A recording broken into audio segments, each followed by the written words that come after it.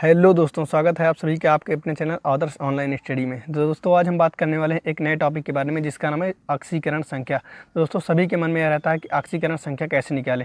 आज हम उसी के बारे में चर्चा करने वाले हैं। दोस्तों चलो हम कुछ एग्जाम्पल के रूप में आपको समझाते हैं ऑक्सीकरण संख्या कैसे निकालें, ताकि आपको एग्जाम में एग्जाम्पल ही मिलेगा और उसमें से दिया रहेगा कि इसकी ऑक्सीकरण संख्या ज्ञात कीजिए। तो शुरू करते हैं। जैसे Na2H2O3 में सल्फर की ऑक्सीकरण संख्या ज्ञात कीजिए। दोस्तों Na2 मतलब सोडियम है, सोडियम मतलब Na2 मतलब 2 सोडियम है, 2 सल्फर है और 3 ऑक्सीजन है। समझ रहे हैं बात को। दो मात्रा में सोडियम है, 2 मात्रा में सल्फर है और 3 मात्रा में ये है ऑक्सीजन। तो इसको चलो शुरू करते हैं। तो सोडियम, सबसे पहले हमें सोडियम की संयोजकता ज्ञात कर निकालनी होगी। सोडियम की संयोजकता देखो यहाँ पर +1 दिया गया है, तो यहाँ पर +1 ऐसे लिख लेना है। उसके बाद की कितनी मात्रा है इसकी, सोडियम की कितनी मात्रा है, 2 मात्रा है ना, तो इसको 2 से गुणा करना होगा। जितनी मात्रा, अगर यहाँ पर 3 होता है, 4 होता, 5 होता, जितना होता उससे हमें गुणा कर देना। फिर उसके बाद प्लस करना होगा। सल्फर की ऑक्सीकरण संख्या हमें पता नहीं, सल्फर की हमें ज्ञात करनी है। तो सल्फर की ऑक्सीकरण संख्या जब कुछ नहीं पता है हमें ज्ञात करना है, तो उसे x मान लेते हैं, x। और इसकी मात्रा कितनी है, 2 है, तो इसे 2 से गुणा कर देते हैं। जिसकी ऑक्सीकरण संख्या ज्ञात करनी होगी उसकी संयोजकता x मान लेंगे और उसे जितनी उसकी मात्रा होगी उससे गुणा कर देंगे। उसके बाद प्लस ऑक्सीजन कितनी मात्रा है, 3 है, और ऑक्सीजन की संयोजकता कितनी होती है, -2। तो दोस्तों यहाँ पर -2 और गुणा में कितने क्या होगा, 3 मात्रा है। अब बराबर यहाँ पर कोई चार्ज है, कोई चार्ज नहीं है, तो यहाँ पर दोस्तों पहले चार्ज के बारे में सुनो। अगर यहाँ पर कोई चार्ज +1 -1 +2 -2 होगा, कोई चार्ज यहाँ पर ऊपर आयन के रूप में अगर कोई चार्ज आवेश दिया रहता तो यहाँ पर वही चार्ज लिखते। -2 होता तो -2 लिखते, -3 होता तो -3, जो भी होता यहाँ पर लिखते। अगर आपको संयोजकता निकालनी ना आती हो तो पहले संयोजकता हमने एक वीडियो बनाई है, हमारे चैनल में जाके देख लीजिए। संयोजकता पहले आप निकालना सीख लीजिए, उसके बाद इसको ऑक्सीकरण संख्या निकालिए। नहीं तो आप संयोजकता याद भी कर सकते हैं। यहाँ पर हमने कुछ संयोजकता लिखा है, चलो इसको हल करते हैं दोस्तों। 2 से 1 में गुणा करेंगे तो 2 प्लस 2 से x में 2x, 2 3 6 -6 बराबर 0। अब देखो दोस्तों 2x, हाँ, तो -6 में अगर 2 जोड़ेंगे तो क्या होगा, -4 अब बराबर 0। कैलकुलेशन करना आ गया। 2 को x, देखो 2 को x में गुणा करेंगे 2x, 2 को 1 में 2 और 2 3 6 -6, अगर -6 में 2 जोड़ेंगे तो -4 होगा। अब देखो दोस्तों 2x, उसको उस साइड भेजो तो ये माइनस है, उस साइड जाएगा प्लस हो जाएगा 4 और x। अब 2 को उधर भेजो तो 4/2, 2 1 2, 2 दूनी 4, तो x बराबर 2। और x यहाँ पर क्या माने हो, x सल्फर माने हो ना, x, तो यहाँ पर s बराबर क्या आ जाएगा, 2। यहाँ इसका मतलब सल्फर की ऑक्सीकरण संख्या क्या है, 2 है। s की ऑक्सीकरण संख्या 2 है। हाँ दोस्तों, आपको इसमें सल्फर की ऑक्सीकरण संख्या निकालनी आ गई। एक बार हम इसको आपको फिर से एक बार रिवीजन करके बता देते हैं, उसके बाद फिर हम अगला क्वेश्चन लेंगे। दोस्तों यहाँ पर कह रहा था Na2H2O3 में सल्फर की ऑक्सीकरण संख्या ज्ञात कीजिए। तो हमें सबसे पहले संयोजकता उसकी ज्ञात होनी चाहिए। उसके बाद देखो सोडियम, Na2 मतलब Na मतलब सोडियम होता है। सोडियम यहाँ पर 2 मात्रा में है, तो इसे 2 से गुणा करेंगे। इसकी संयोजकता को 2 से गुणा करेंगे, तो यहाँ पर 2, इसकी संयोजकता 1 होती है, इसे 2 से गुणा कर दिया। हाँ, तो सोडियम को 2 से, या सोडियम की संयोजकता 1 होती है, उसे 2 से गुणा कर दिए। उसके बाद फिर प्लस, यहाँ पर प्लस का चिन्ह लगाना है। उसके बाद फिर जिसकी संयोजकता ज्ञात होनी हो, जिसकी ऑक्सीकरण संख्या ज्ञात करनी होती है उसे x मानते हैं। और यहाँ पर अगर यहाँ पर मात्रा ना दी गई होती, s ओनली s होता, सिर्फ s होता, तो यहाँ पर 2 से गुणा ना करते, सिर्फ प्लस लगा देते। यहाँ पर इसकी मात्रा दी गई होती है, तो इसे 2 से गुणा कर दीजिए, 2 × 2।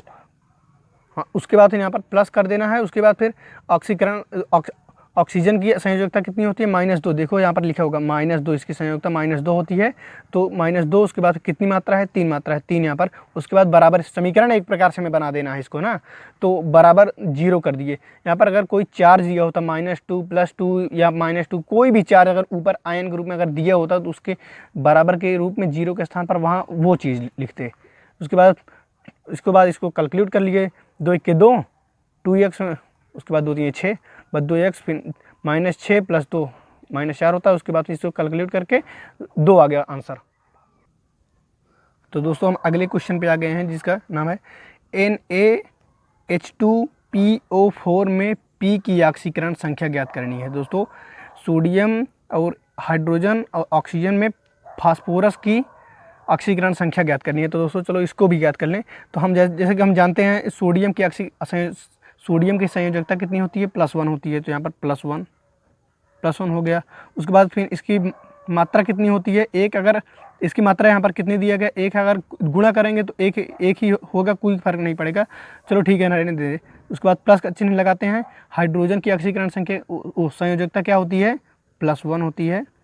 और गुणा में 2, इतनी इसकी मात्रा कितनी है, 2 है, तो गुणा में 2 हो गया। अब प्लस इसमें फास्फोरस की ऑक्सीकरण संख्या ज्ञात करनी है। तो यहाँ पर फास्फोरस X मान लेते हैं। उसके बाद प्लस ऑक्सीजन की संयोजकता कितनी होती है, -2 होती है। तो -2 गुणा में 4 बराबर 0। यहाँ पर कोई चार्ज नहीं है इसलिए 0 यहाँ पर कर दिया। उसके बाद जैसा फिर से एक बार देखो, सोडियम की संयोजकता 1 होती है। उसके बाद इसको लिखा, उसके बाद फिर प्लस, उसके बाद फिर हाइड्रोजन की संयोजकता होती है +1।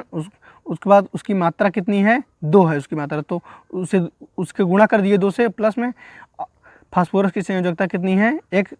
कोई नहीं है फास्फोरस संयोजकता हमें ज्ञात करनी है ना, तो हमने उसे X मान लिया है। तो उसके बाद प्लस ऑक्सीजन की संयोजकता कितनी होती है, -2। तो दोस्तों अब इसको कैलकुलेट कर लेते हैं। देखो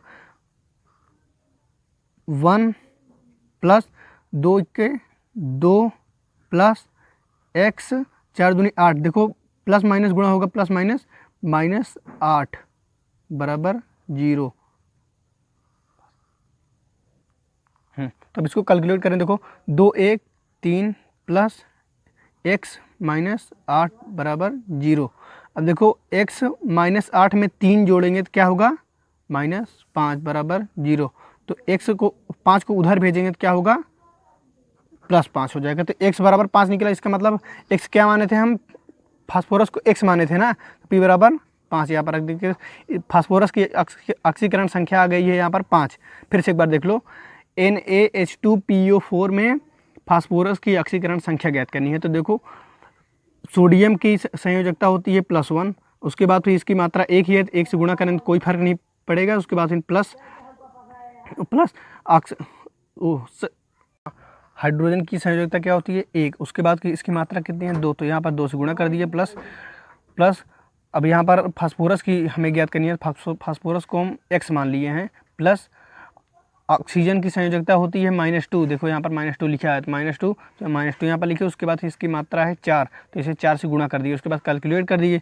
देखो 1 2 के 2, हाँ। उसके बाद फिर इसको कैलकुलेट कर लिए।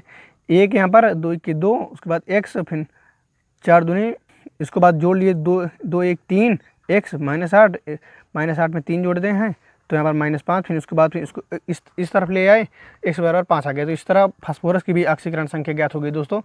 तो कैसी लगी आपकी वीडियो दोस्तों? अगर आपको ये वीडियो आपको ऑक्सीकरण संख्या ज्ञात करना आ गया हो और आपको ये वीडियो अच्छी लगे तो आप वीडियो को ज़रूर से लाइक करें और अपने दोस्तों को भी शेयर करो ताकि उनको भी ऑक्सीकरण संख्या ज्ञात करनी आए। दोस्तों अगर चैनल पर नए आए हो तो चैनल को सब्सक्राइब करो और लाइक ज़रूर करना दोस्तों। तो दोस्तों मिलते हैं आपसे अगले वीडियो में। अगर आपको ये समझ में आ गया हो, कंप्लीटली पूरा क्लियर समझ में आ गया हो तो कमेंट में ज़रूर हमें बताएं कि कैसा लगा आपको वीडियो।